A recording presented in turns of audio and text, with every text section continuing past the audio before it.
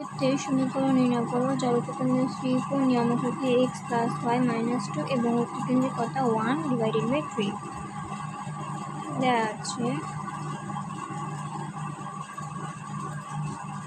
উপকেন্দ্র 3,4 উৎকেন্দ্রের কথা a = 1/3 নিয়ামক কথা x প্লাস y মাইনাস 2 = 0। চিত্রটি দেখি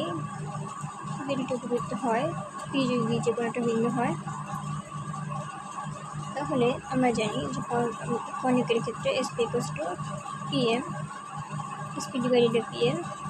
equals to E means SP PM E x minus SP2 হচ্ছে x ও s বিন্দুর মধ্যবর্তী দূরত্ব